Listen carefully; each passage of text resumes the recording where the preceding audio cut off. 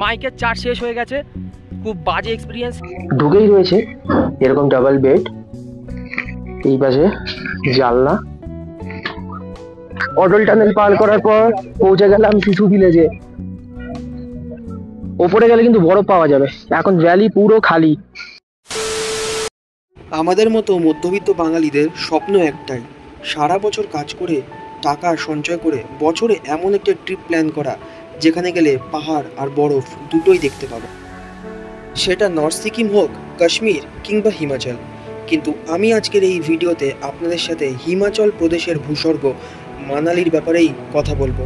কেন আমি বললাম ভূস্বর্গ, সেটা এই ভিডিওটি পুরো দেখলেই আপনারা বুঝতে পারবেন। আমি এই ভিডিওতে দেখাবো মানালি সোলাং ভ্যালি, মানালি হিড়িম্বা দেবী টেম্পল আর মানালির সিসু ভিলেজ। তার সাথে দেখাবো মানালির প্যারাগ্লাইডিং করা। সমস্তটাই এই ভিডিওতে আমি আপনাদেরকে শেয়ার করব।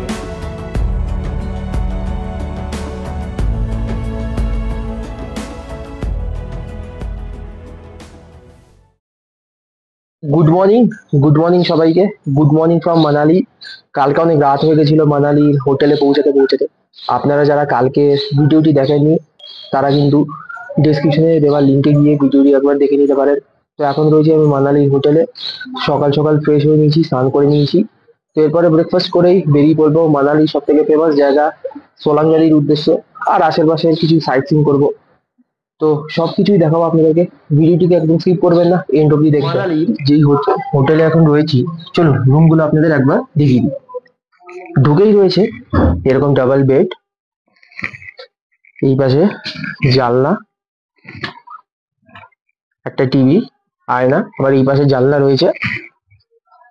এদিকে রয়েছে একটা ওয়ার্ড্রব জিনিস রাখার জন্য, যেটা কোনো কাজে লাগবে না এখন।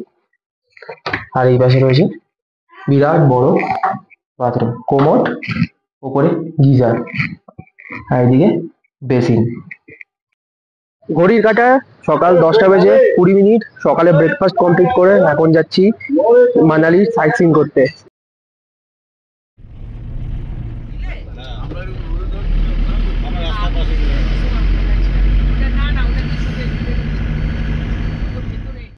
গাড়ি তো ছেড়ে দিয়েছে তার সঠিক সময়, সেই সাথে দেখে নিলাম আমিও দূরত্ব। সোলাং ভ্যালির দূরত্ব মাত্র 12 কিলোমিটার, সময় 48 মিনিট। আর ওপরে সাইনবোর্ড অনুযায়ী অটল টানেল 24 কিলোমিটার। আর আমাদের পাশ দিয়ে বয়ে চলেছে বিয়াস নদী। এই যাত্রাপথে বিয়াস নদী থাকবে আমাদের প্রধান সাথী।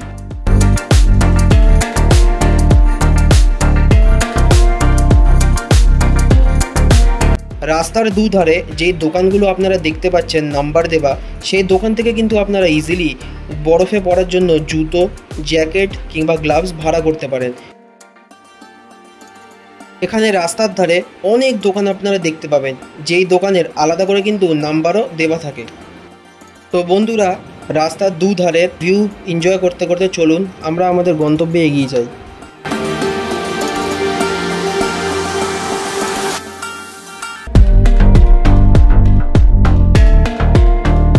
দূরত্বের হিসাবে সোলাং ভ্যালি 5 কিলোমিটার আর অটল টানেল 17 কিলোমিটার।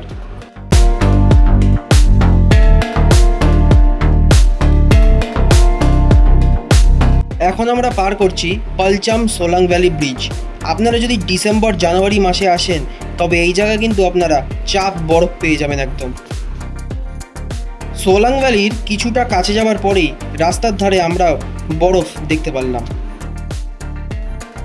এখন আমরা পার করছি সোলাং ভ্যালি।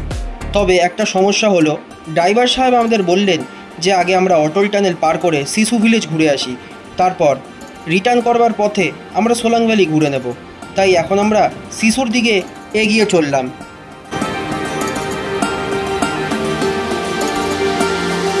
আমরা সামনের দিকে যতই এগিয়ে চলেছি, রাস্তার দুধারে বরফের পরিমাণও ততই বেড়ে চলেছে। এখন আমরা কংক্রিটের তৈরি স্নো প্রোটেকশনের ভিতর প্রবেশ করব। অতিরিক্ত বরফের হাত থেকে রক্ষা করার জন্য লে মানালি হাইওয়ের ওপর এই প্রোটেকশনটি তৈরি করা হয়েছে।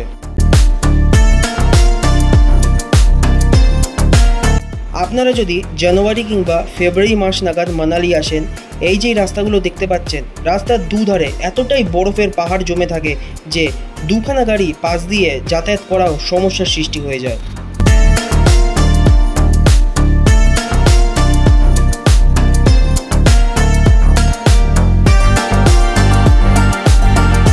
আমাদের ড্রাইভার সাহেব বললেন আমাদের অটল টানেলের সামনে অবধি ছেড়ে দেবে, তারপর আমাদের আলাদা জিপসি গাড়ি বুক করে শিশু ভিলেজের দিকে এগোতে হবে। তার কারণ হলো অতিরিক্ত বরফ। আর একটা কথা আপনাদের বলে দিই, আপনারা যারা রোহতাং পাস ঘুরবেন প্ল্যান করছেন, রোহতাং পাস কিন্তু এপ্রিল মাসের 15 তারিখের পর খোলে। এখনও আমরা অটল টানেল এসে পৌঁছাইনি, তবে মন করছিল এই সুন্দর জায়গায় নেবে ছবি আর ভিডিও তুলে নিই, কিন্তু সমস্যা একটাই, ট্রাভেলারের গাড়ি এই সংকীর্ণ রাস্তায় দাঁড়াতে পারবে না।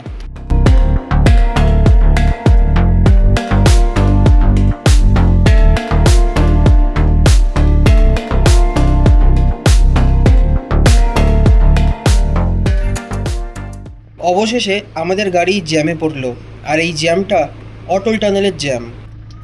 তো বন্ধুরা, এখন আমরা প্রায় অনেকটা দূরেই চলে এসেছি। আবার গাড়ির জ্যামে দাঁড়িয়ে আছি, প্রচুর লম্বা লাইন। আমরা এখন যাচ্ছি শিশু ভিলেজের দিকে, সোলাং ভ্যালিকে পেছনে ফেলে এখন যাচ্ছি শিশু ভিলেজের দিকে। শুধু জ্যামটা দেখেছি, দেখুন কত লম্বা গাড়ির লাইন, পুরো দেখুন বন্ধুরা, লম্বা লাইন পুরো পুরো ওই পার অব্দি। মানে গরমে সবাই মানালি ঘুরতে চলে এসছে, মানে যত লোক আছে। প্রায় আধা ঘন্টা জ্যামে থাকার পর জ্যাম অবশেষে খুলল।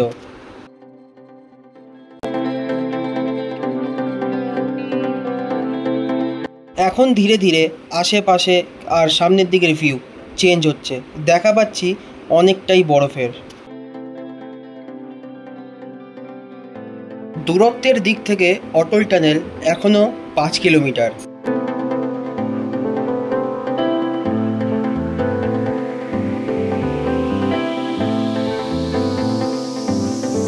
ধীরে ধীরে প্রকৃতির রূপ একদমই পাল্টে গেল। এতটা সুন্দর ভিউ যা কখনো ভাবতে পারিনি, সত্যি জাস্ট অসম লাগছিল দেখতে।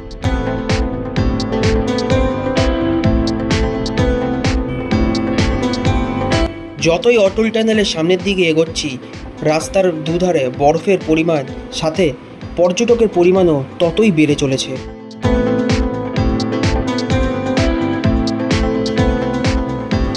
অবশেষে আমাদের গাড়িও অটল টানেলের সামনে এসে পৌঁছালো, আর দুধারের যা দৃশ্য তা দেখে চক্ষু চড়ক গাছ।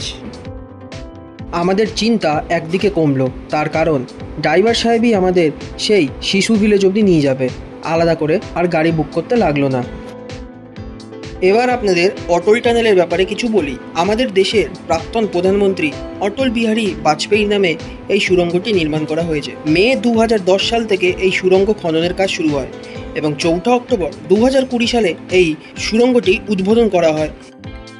কিলোমিটারের বিচারে এই সুড়ঙ্গটি 9.2 কিলোমিটার লম্বা, আর এই সুড়ঙ্গের জন্যই কিন্তু লে মানালি যাওয়ার ডিস্টেন্স 5 থেকে 6 ঘন্টা অনেকটাই কমে গেছে। এই সুড়ঙ্গ পার করার পর যা দৃশ্য চোখের সামনে ধরা পড়ল, তা দেখে মনে হলো আমরা অন্য কোনো জগতে চলে এসেছি।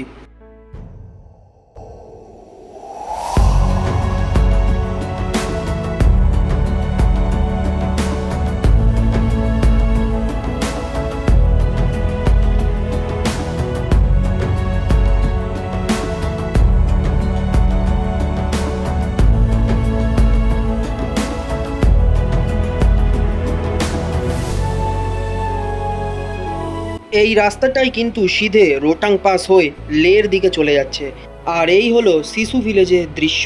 আর কিছুক্ষণ পর আমরাও নামবো। তো বন্ধুরা, দীর্ঘ প্রতীক্ষার পর অটল টানেল পার করার পর পৌঁছে গেলাম শিশু ভিলেজে। চারিদিকে শুধু বরফ বরফ আর বরফ, একদম কিচকিচ করছে বরফ। আর এখানে কিন্তু স্নো অ্যাক্টিভিটি আছে, দেখাচ্ছি। জিপ লাইন রয়েছে, সবাই জিপ লাইন করে নদীর ওপারে যাচ্ছে। এপারে যারা ধরুন একটু বরফে সন্তুষ্ট হবেন না, তারা ওই পারে যেতে পারেন, প্রচুর বরফ পেয়ে যাবেন ওপারেও। আর জিপ লাইনের কস্ট হচ্ছে 500 টাকা। জিপ লাইনের ওখানে প্রচন্ড ভিড়, এই জন্য আমি লাইন দিলাম না, ভেবেছিলাম করব, কিন্তু লাইন দিলে প্রায় 1 ঘন্টা 1.5 ঘন্টার বেশি লেগে যাবে।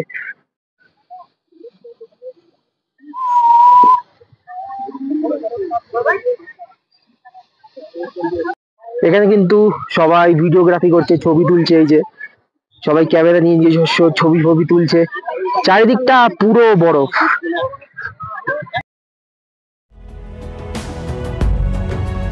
আসলে এই শিশু ভিলেজ কোনো স্বর্গের থেকে কম না। প্রকৃতি যে এতটা সুন্দর হতে পারে তা আমার ভাবার বাইরে। এখানকার বৈচিত্র্য এবং রূপ একদম মনকে জয় করে নেবার মতো। মন করছিল এখানে সারাটা দিনই কাটিয়ে যায়, কিন্তু না, আমাদের অন্যান্য জায়গায় এখনও যেতে হবে। এই শিশু ভিলেজের দৃশ্য মন সত্যি চুরি করে নিয়েছে। ভারতের শেষ গ্রাম চিটকুলের পর এই মানালি শিশু জাস্ট অসাম, একদম মন মুগ্ধকর জায়গা। বন্ধুরা, শিশু ভিলেজ দেখা কমপ্লিট করে এখন এগিয়ে চলেছি সোলাং ভ্যালির দিকে। তারপর সেখান থেকে যাব হোটেল। দুপুরের লাঞ্চও সারতে হবে। এখন প্রায় 2:30 বেজে গেছে। অবশেষে শিশু ভিলেজ দেখা কমপ্লিট করে আমরা রওনা করলাম আমাদের আরেকটি গন্তব্য সোলাং ভ্যালির দিকে। আর চারিদিকে যা দৃশ্য তা নিয়ে কোনো কথা হবে না। অটল টানেল পার করে যখন আমরা শিশু ভিলেজের দিকে গেছিলাম তখন দৃশ্য ছিল একরকম। এখন যখন আমরা শিশু থেকে রিটার্ন করে আবার সোলাং ভ্যালির দিকে রওনা করছি তখন ভিউ অন্যরকম। ফোনের স্ক্রিনটাকে কাট করে নিন আর জুম করে ভিউ এর মজা নিন।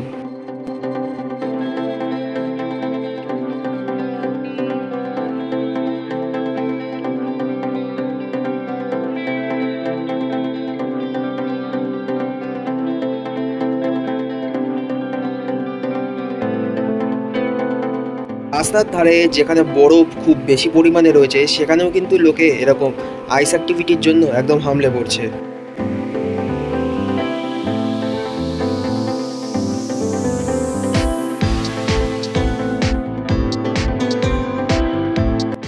দূরত্বের বিচারে সোলাং ভ্যালি প্রায় 10 কিলোমিটার।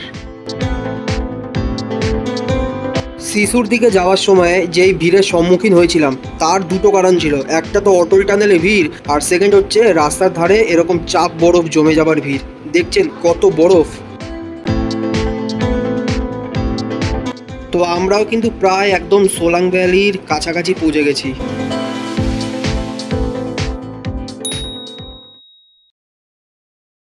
সোলাং ভ্যালিতে এসে নিয়ে নিয়েছিলাম 1 প্লেট ভেজ ম্যাগি, প্রাইস 50 টাকা। তো বন্ধুরা, শেষমেশ দুপুরের লাঞ্চ সেরে এখন এলাম সোলাং ভ্যালিতে। যাই দেখি কি কি অ্যাক্টিভিটি হয়, সমস্তটাই দেখাচ্ছি আপনাদের সাথে। এই গাড়িতে করে যারা রাইড করতে চান তাদের কিন্তু দিতে হবে মাত্র 500 টাকা। এখন রাস্তার ওপরে চলছে ঠিকই, যখন সোলাং ভ্যালিতে বরফ থাকে তখন এই গাড়িগুলো কিন্তু সোলাং ভ্যালির ভিতরেই বরফে চালানো হয়।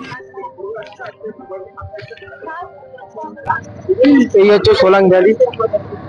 সামনে রয়েছে প্রচুর দোকান, খাওয়া দাওয়ার, এপাশ ওপাশ দুপাশে। দুপুরের লাঞ্চ কিন্তু আমরা এই রাস্তার ধারে এরকম টেন্ট খাটানো দোকান থেকেই করেছিলাম। তো এই হলো সোলাং ভ্যালি। ভ্যালিতে এখন একদম বরফ নেই, পুরো একদম গ্রিন ভ্যালিতে পরিণত হয়ে গেছে। ঢুকেই দেখতে পেলাম এরকম ডিজনিল্যান্ড, ছোট বাচ্চাদের জন্য, যারা খেলতে পছন্দ করেন তাদের জন্য। এছাড়াও এখানে রয়েছে চমড়িগাই, যার পিঠে আপনারা বসে চড়তে পারেন। এখন হচ্ছে রোপওয়ের কাউন্টার, একদম ওপরে। ওপরে গেলে কিন্তু বরফ পাওয়া যাবে। এখন ভ্যালি পুরো খালি। রোপওয়ে ভাড়া 750 টাকা পার পারসন, যাতায়াত নিয়েই। তো বন্ধুরা, সোলাং ভ্যালির অ্যাক্টিভিটির মধ্যে যেটা আমার বেশি পছন্দ লেগেছে সেটা হচ্ছে প্যারাগ্লাইডিং। তো যাব, কাউন্টারে গিয়ে কথা বলবো, আপনাদের সমস্ত ডিটেলস জানাবো। এখানে রয়েছে প্যারাগ্লাইডিংয়ের কাউন্টার। বড় ফ্লাই করলে আপনাদের পড়বে 3500 টাকা, শর্ট ফ্লাই করলে পড়বে 1000 টাকা। আমি শর্ট ফ্লাই করব, তাই আমাকে 1000 টাকাই কিন্তু পে করতে হবে। একটা কথা বলি, আপনারা যারা লং প্যারাগ্লাইডিং করবেন তাদের কিন্তু রোপওয়ে করে একদম পাহাড়ের ওপরে যেতে হবে। আর রোপওয়ে ভাড়া কিন্তু এই 3500 টাকার সাথে ইনক্লুড থাকবে, আলাদাভাবে পে করতে হবে না। আর আপনারা যদি নিজেদের আলাদাভাবে ভিডিও বানাতে চান তাহলে কিন্তু আপনাদের গোপ্রো ভাড়া করতে হবে। গোপ্রো ভাড়া কিন্তু পড়বে 500 টাকা। লং প্যারাগ্লাইডিংয়ের ক্ষেত্রে আপনাদের রোপওয়ে করে একদম পাহাড়ের টপে চূড়ায় যেতে হবে। আর প্যারাগ্লাইডিং করার আগে কাউন্টারে আমাদেরকে ভরতে হলো এরকম একটি ফর্ম, যেই ফর্মের মধ্যে নাম, অ্যাড্রেস, ফোন নাম্বার সব কিছুই আমাদের লিখতে হয়েছিল আলাদাভাবে। আর একটা কথা বলে দিই, এখানে পেমেন্ট কিন্তু only for cash. PhonePe, Paytm কোনো ব্যবস্থা এদের কাছে নেই। তবে আপনার কাছে যদি কার্ড থাকে আপনি পাশের এটিএম দিয়েও তুলতে পারেন। ফর্ম ফিল আপের পর কাউন্টার থেকে দিয়ে দিয়েছিল এরকম একটি রসিদ। শর্ট প্যারাগ্লাইডিং যারা করবেন তাদের কিন্তু পায়ে হেঁটে প্রায় অনেকটা দূর ওই ভ্যালির ওপর যেতে হবে। অবস্থা একদম কাহিল। মনে মনে একটাই কথা ভাবছিলাম, প্যারাশুটটা খুলবে তো, না হলে কিন্তু ছবি। মাইকের চার্জ শেষ হয়ে গেছে, খুব বাজে এক্সপিরিয়েন্স। এতক্ষণ এত কিছু বললাম, কিছুই রেকর্ড হলো না, তো চিৎকার করেই বলছি। এখন ওপরে যাচ্ছি প্যারাগ্লাইডিংয়ের জন্য। প্রথমবার এক্সপিরিয়েন্স, অনেক ভয় লাগছে কি হবে না হবে, তাও মজাও লাগছে। যাই, এখনও অনেকটা উপরে যেতে হবে।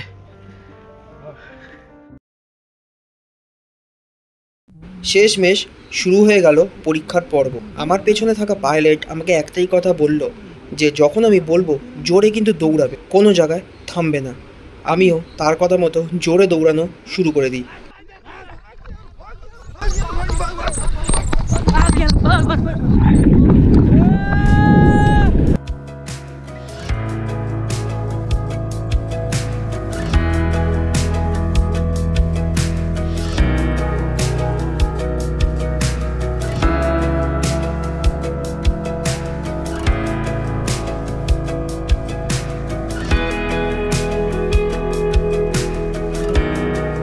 প্যারাগ্লাইডিংয়ের সময় মুখ হয়ে গেছিল আমার বাংলার পাঁচ।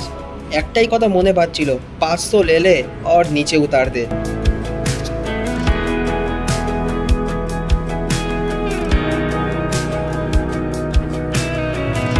প্যারাগ্লাইডিং করা শেষ হলে আপনাদের বানানো ভিডিও কিন্তু তারা অ্যাডাপ্টারের মাধ্যমে সঙ্গে সঙ্গেই আপনাদের দিয়ে দেবে।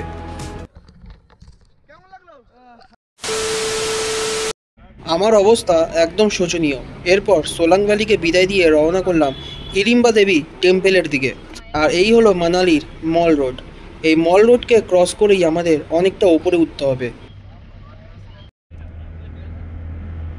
মানালির মল রোড থেকে হিড়িম্বা দেবী টেম্পেলের দূরত্ব 1.9 কিলোমিটার। সময় লাগবে মাত্র 8 মিনিট। আমরা যত ওপরের দিকে যাচ্ছি এই দেবদারু গাছের সংখ্যা ততই বেড়ে চলেছে, আর রাস্তার ধারে ধারে কিন্তু এই গাছ একদম ভর্তি। তো বন্ধুরা, শেষমেশ সোলাং ভ্যালির যাত্রা কমপ্লিট করে এখন এসে পৌঁছালাম হচ্ছে হিড়িম্বা দেবী টেম্পেলে। যাবো হচ্ছে সেই টেম্পেলের ভিতর, চলুন।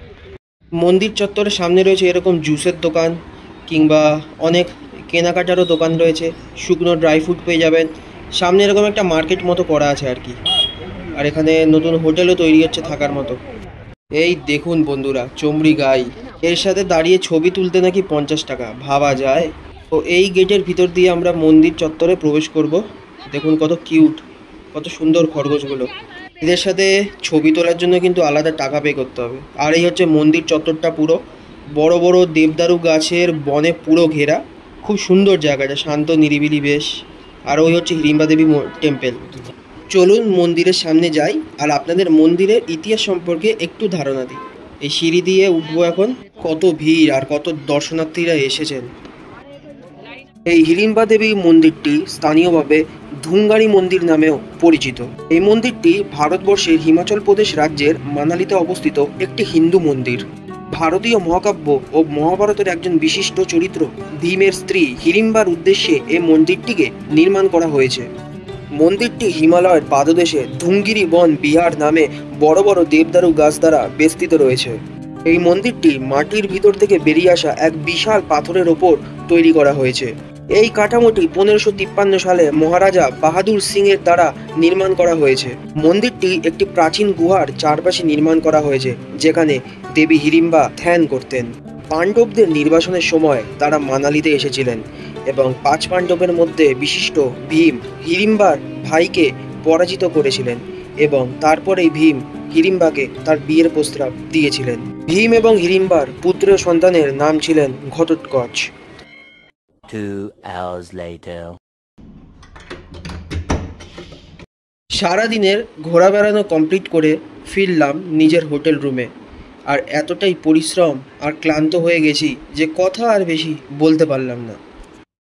আশা করি বরফে মোড়া মানালির ভিডিওটি আপনাদের আজকের খুব ভালো লেগেছে। দেখালাম অনেক বছর পুরনো সেই ভীমের তৈরি ভীমাকালী মন্দির, এছাড়াও বরফে মোড়া শিশু ভিলেজ আর মানালির আকর্ষণীয় সোলাং ভ্যালি। আর দেখিয়েছি রাস্তার ধারে এরকম কিছু বরফে জমা দৃশ্য আর সুন্দর প্রকৃতি। আশা করি আজকের ভিডিওটি আপনাদের বেশ ভালো লেগেছে। যদি ভিডিওটি ভালো লেগে থাকে ভিডিওটিকে অবশ্যই লাইক করবে। চ্যানেলে নতুন থাকলে চ্যানেলটিকে সাবস্ক্রাইব করে পাশের বেল আইকনটি প্রেস করে দেবে।